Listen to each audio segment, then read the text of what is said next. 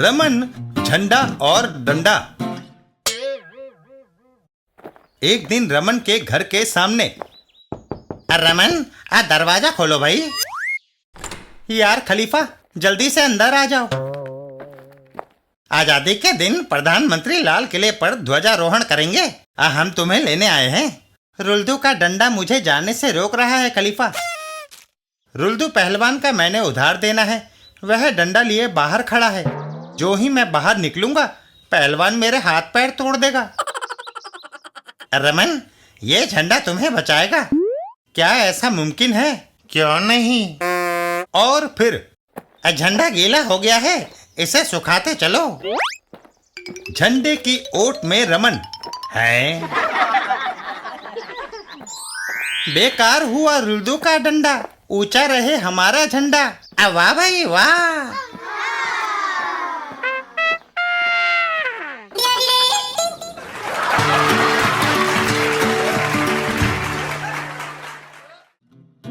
पिंकी का कैमरा। एक दिन पिंकी के घर पर। पिंकी, जब सोफा है तो तुम जमीन पर बैठकर क्यों टीवी देख रही हो? सोफे पर कोई आकर मुझसे पहले बैठ गया था मम्मी। कौन? पूसी है। आज मैं बाजार से तुम्हारे लिए कैमरा खरीद कर लाई हूँ। ये मेरा तुम्हें उपहार है। धन्यवाद मम्मी। पिंकी कैमरा लेकर घर से बाहर चल देती है। इससे मैं अच्छे फोटो खींचूंगी। एक जगह पिंकी फोटो खींचती है। उस लड़की ने मेरा बैंक से निकलते हुए फोटो खींच लिया। उसके आधार पर पुलिस मुझे पहचान लेगी और पकड़ लेगी। यह सोचकर वह चोर पिंकी के पीछे दौड़ता है। लड़की, वह कैमरा मुझे दो। नहीं। रुक जाओ। नहीं। वह बदमाश अपनी पिस्तौल निकाल लेता है। अगर तुम रुके नहीं तो मैं गोली चला दूंगा। चलाओ, आवाज सुनकर लोग इकट्ठे हो जाएंगे और तुम्हें पकड़ लेंगे। वह ठीक कहती है। एक छलांग और मैं इसे पकड़ लूंगा। आखिरकार वह चोर पिंकी को पकड़ लेता है। पकड़ने में कामयाब हुआ। चिल्लाओ मत। देखो, तुम जितने चाहे पैसे ले लो। अपना कैमरा मुझे दे दो। तुम बाजार से नया क्यों नहीं खरीद लेते? दरअसल मैंने उस बैंक से रुपए चुराए हैं। तुम्हारे कैमरे में पुलिस मेरा फोटो देखकर पहचान लेगी और मुझे जेल में डाल देगी। अगर ऐसी बात है तो तुम उन रुपयों के बदले में कैमरा ले सकते हो। मैं तुम्हारा एहसान मानूंगा। पिंकी कैमरा चोर को देकर और रुपयों से भरा बैग लेकर वहां से चल देती है। इधर चोर है। इस कैमरे में फिल्म है ही नहीं, ये तो खिलौना है। बैंक मैनेजर और पिंकी। आपके बैंक से जो रुपया चोरी हुआ था उसे संभालिए। हम तुम्हें कुछ पुरस्कार देना चाहते हैं बेटा, क्या लोगी? एक असली कैमरा।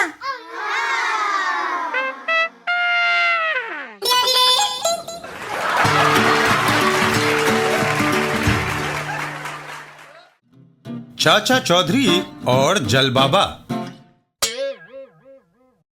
एक दिन रास्ते में। वाह, हाईवे पर कार चलाने का अपना ही लुत्फ है। ना कोई रेड लाइट, ना गाड़ियों का जमघट।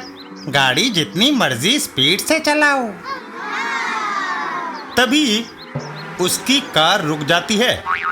ओहो, गाड़ी रुक गई। देखूं, कोई आसपास मदद के लिए मिले। उसकी नजर वहीं बैठे एक आदमी पर पड़ती है। अरे भाई, जरा मेरी गाड़ी को धक्का लगाना। बाबूजी, 5 रुपए लगेंगे। वह किस बात के? कार को धक्का लगाने में मेरी शक्ति खर्च होगी। 5 रुपए से मैं दूध पीऊंगा और दोबारा ताकत हासिल करूंगा। मगर दिल्ली में तो लोग मुफ्त में धक्का लगा देते हैं। तो फिर किसी को दिल्ली से ही बुलवा लो। सुना था गांव शहर से सस्ते होते हैं, मगर यहाँ तो उल्टा है। तभी चाचा चौधरी और साबू उसे आते दिखाई देते हैं। एक ट्रक नजर आया, शायद वह मेरी मदद करे। रुकना, मैं Deendayal chartered accountant of Delhi हूँ। मेरी कार रुक गई है। वह गांव वाला धक्का मारने के 5 रुपए मांगता है। मैं तुम्हारी कार को एक किक मारता हूँ जिससे वह चलने लगेगी। कोई दाम? बिल्कुल मुफ्त। ठीक है, एक चार्टर्ड अकाउंटेंट घाटे का सौदा क्यों करेगा? मैं स्टीयरिंग संभालता हूँ। जब मैं हाँ कहूँ तब किक जमा देना। वह गाड़ी में बैठ जाता है और हाँ, साबू गाड़ी में एक किक मारता है और गाड़ी स्टार्ट हो जाती है। धन्यवाद, कार स्टार्ट हो गई और दौड़ने लगी। चाचा चौधरी, साबू, वह चार्टर्ड अकाउंटेंट घाटे में रहा। चाचा जी, उसकी तो 5 रुपए की बचत हो गई। साबू, तुम्हारी किक से कार में जो डेंट पड़ा है उसकी मरम्मत में अकाउंटेंट साहब के 500 रुपए खर्च हो जाएंगे। हा, हा, हा, हा, हा, हा, हा, हा। तभी चाचा जी, ट्रक रुक क्यों गया? इंजन गर्म हो गया है। कार्बोरेटर में डालने के लिए सामने के गांव से पानी लेकर आता हूं। कुएं के पास। तुम कुएं से पानी ले रहे हो? क्या जल बाबा से इजाजत ले ली है? पानी तो कुदरत की देन है। लगता है तुम्हारा भी वही हाल होगा जो मेरा हुआ था। देखो मेरा झुलसा हुआ चेहरा। इस कुएं के पानी के कारण मेरी पत्नी चमेली अंधी हो गई। जल बाबा ने ऐसा किया। आश्चर्य। चाचा चौधरी उस व्यक्ति के साथ चल देते हैं। चलो मैं भी जल बाबा के दर्शन कर लूं। मेरा चेहरा पहले ऐसा बदसूरत ना था। हमारे गांव में पानी की कमी थी।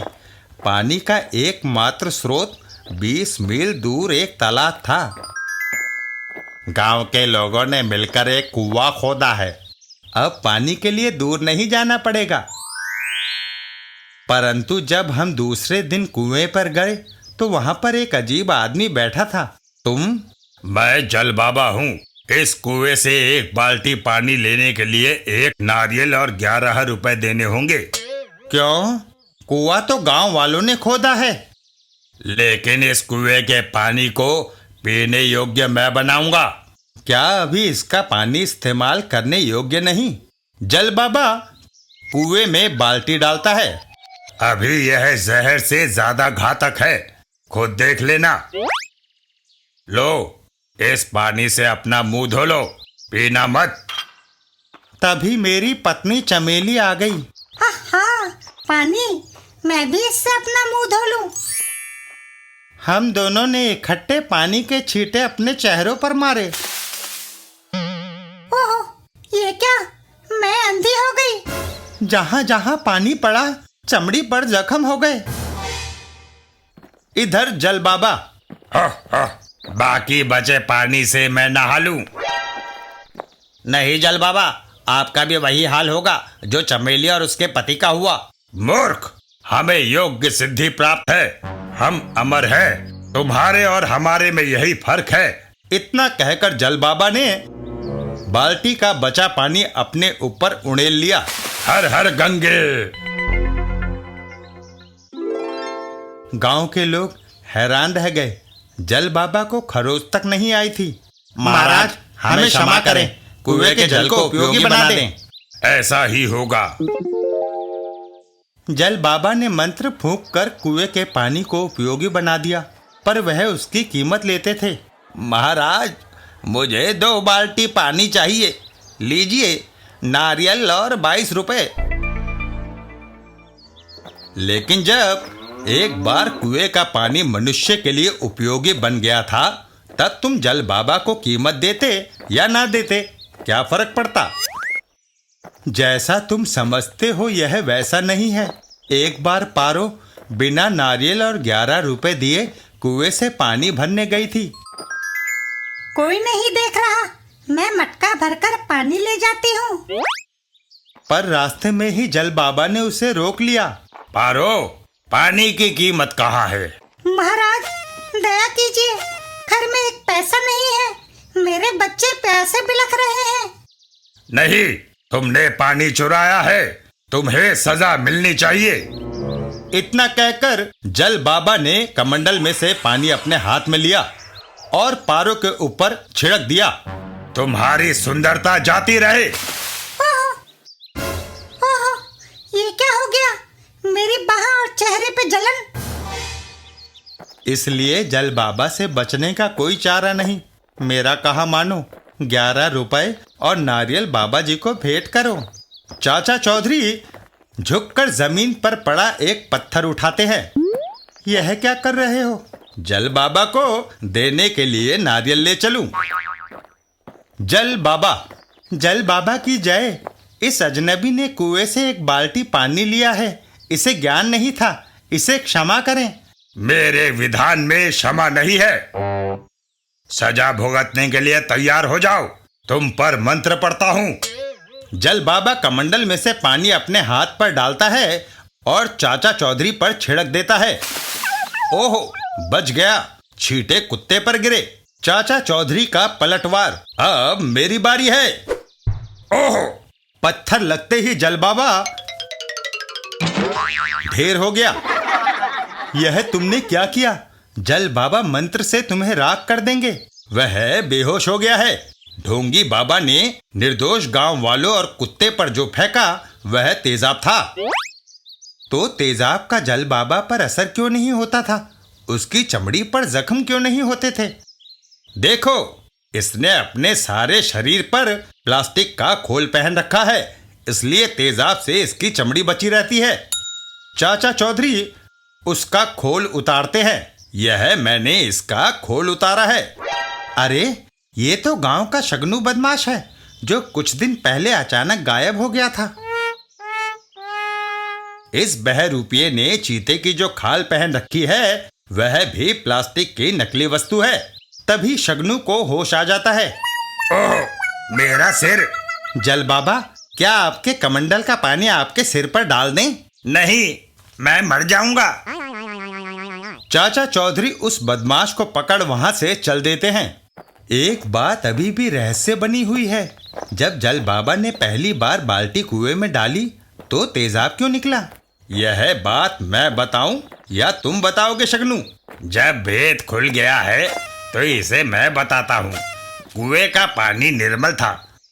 जब मैंने बाल्टी कुएं में लटकाई तो वह खाली नहीं थी, उसमें पहले से तेजाब था। इससे पहले कि बाल्टी कुएं के पानी को छूती, मैंने उसे आधे रास्ते से ऊपर खींच लिया। चाचा चौधरी वहां से चल देते हैं। आपने गांव वालों को भय से मुक्ति दिला दी। हम एहसानमंद रहेंगे। शगनू को पंचायत के सामने पेश किया जाएगा, पंच न्याय करेंगे। साबू। चाचा जी, एक बाल्टी पानी लाने में इतनी देर? क्या कुआं खोद कर लाए हो? साबू, ऐसा ही समझो। साबू